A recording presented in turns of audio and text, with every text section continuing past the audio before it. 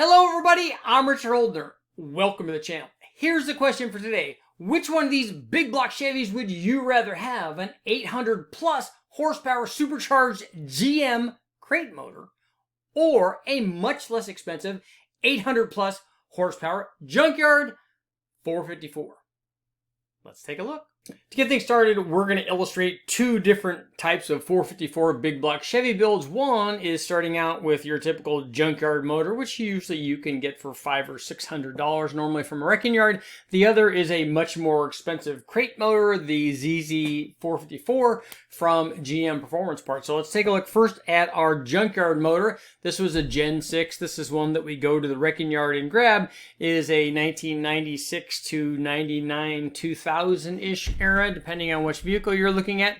And it is a 7.4 liter. It is a Vortec motor, basically a 454. That is originally came fuel injected with an EFI manifold. It features a hydraulic roller cam from the factory. It also features a very small chamber 102cc, pretty good standard size oval port cylinder head, and we ran it carbureted by removing the fuel injection. You could also run this fuel injected.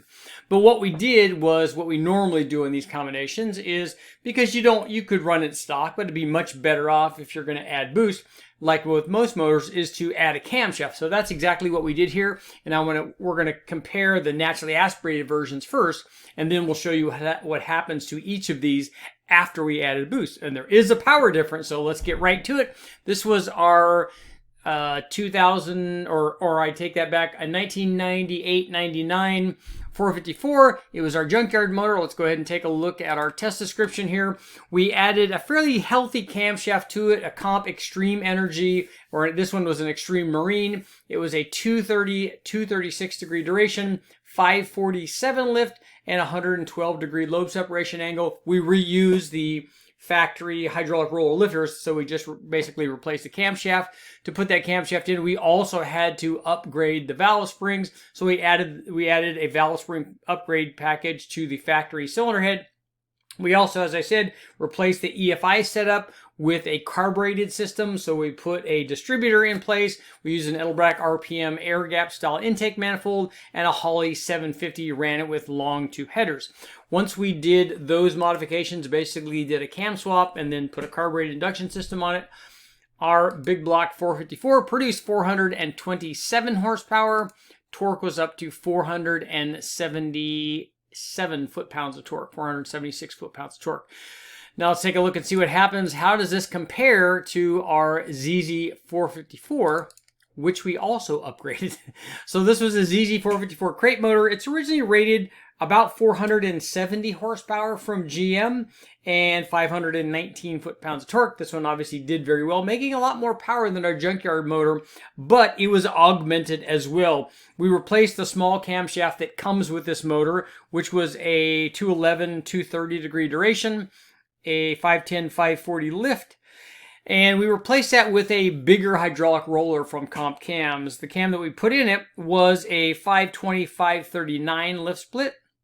Again, a hydraulic roller, 236, 242 degree duration split, and 114 degree lobe separation angle. So we stepped up in camshaft quite a bit by about 25 degrees of duration. So it's a pretty good cam upgrade.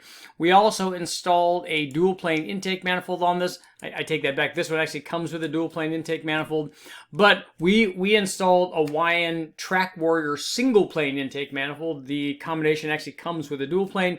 We put a 950 XP carburetor on it. This combination was 9.6 to 1 in terms of static compression.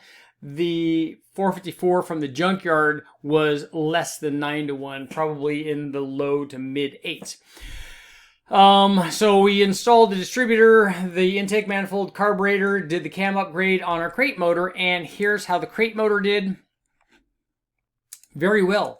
Naturally aspirated produced 538 foot-pound or 538 horsepower and 518 foot-pounds of torque. But now let's take a look and see what happened when we added boost to both of these. Now that we've taken a look at the naturally aspirated combinations, both our junkyard 454 and our modified ZZ454 from GM Performance, let's find out what happens when we added boost to them. So this was our junkyard 454, basically cammed and carbureted right from the junkyard. And here's what happened after we added boost. And we're going to talk about what exactly we did on the boost. You can see we have a nice rising curve because we added a centrifugal supercharger. I'm going to go ahead and move myself up here so that you guys can kind of see a little bit better. See the power curves a little bit better.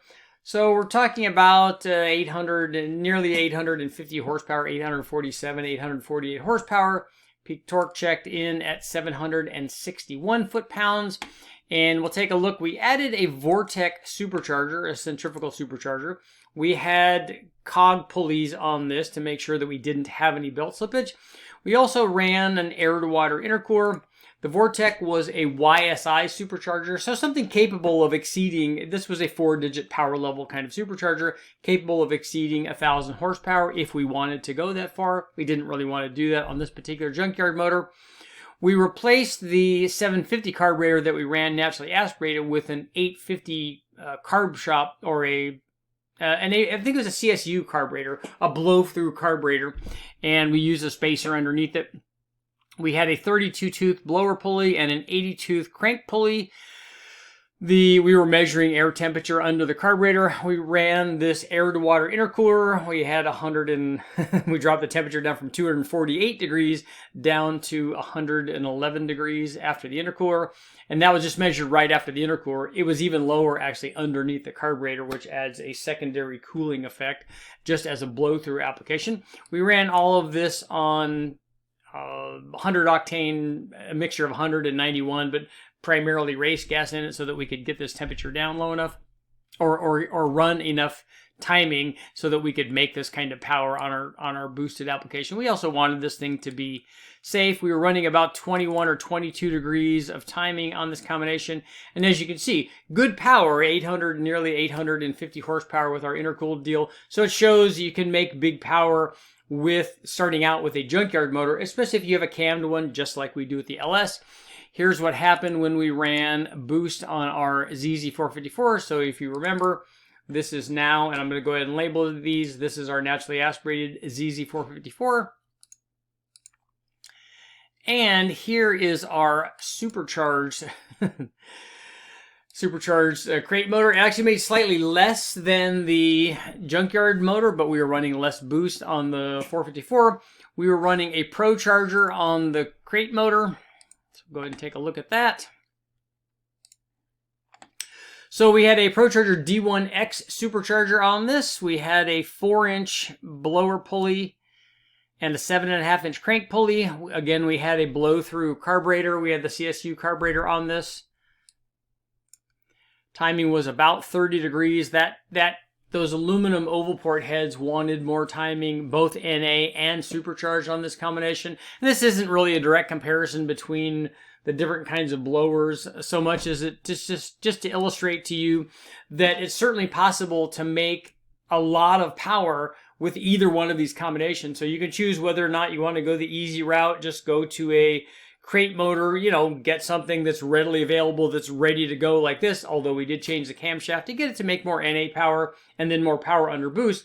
Or you could go the low buck route and go with a junkyard motor, put ring gap in it, put springs in it, put a camshaft in it, and start adding boost. We ran this with a Vortec. You could also run them with turbos.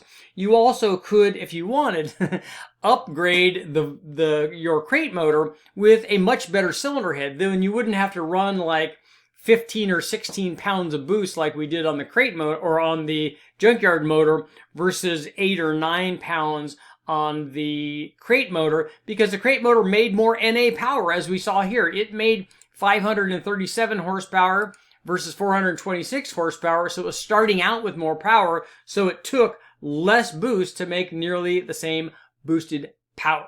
Let's get to our conclusion. Okay guys, what have we learned in this comparison between our low buck junkyard 454 and our Mo-Buck crate motor from GM Performance Parts? Well, we learned the following thing. We get more, but we also pay more when we go the GM route. Let's face it, it would be really nice to be able to go in and plop down the money for a GM Performance Parts crate motor rather than go to the wrecking yard. You've got to climb around in the wrecking yard. You've got to take the motor out. You don't know what you get. So when you go and buy a crate motor, it's kind of awesome. It's clean. It's ready to go. You get a known power output because they've tested all of these. Now, we did upgrade that further with a healthy camshaft, and it worked very well. It made more NA power. It allowed us to make more boosted power at a lower boost level. So it did everything that it was supposed to do. The downside to getting all of that, and by the way, I like the fact that also that motor had aluminum heads on it, and our Junkyard motor had iron heads on it. We're going to talk about that in just a minute. But you do get more, but you also have to pay more. In fact, if you did a cost comparison of these, a Junkyard motor that makes this kind of power in comparison to a crate motor that makes this kind of power, a Junkyard motor might cost a fourth as much as the crate motor did if you're initially going in and doing that. So now let's take a look at our Junkyard motor. I like the Junkyard motors. We use them all the time. That Gen 6 motor works very well. It has a 4-bolt main. It has factory oval port small chamber heads, which are good, although they are iron. It does have a factory hydraulic roller cam, which means you can put another hydraulic roller cam in there. We reuse the lifters and stuff. It did require a valve spring upgrade, which is all okay. I do want to talk a little bit about how would you make this thing even better, and the way that I would go about making it better, and we did this before on another test, is we replaced the factory iron heads with a set of aluminum heads. Aluminum heads are a much better deal. They're lighter weight, they flow more, they make more power, they reduce detonation. All those things are good. And for me, the heads that I would like to see on this thing would be one of two different sets of heads. One would be the Airflow Research, like Enforcer heads, the low dollar ones. Although those are, I think, 325cc ports, and I don't know that that would be necessary on this 454. Ideally, and though they are more expensive, if I had my choice, I would like to see Airflow Research 265, the CNC ported small port 265 heads on this big block Chevy. I think that they're kind of an ideal choice for a 454. They support a lot of flow, way more power than we're making now. They're small, they're going to offer good torque, they're aluminum, they've got an efficient chamber.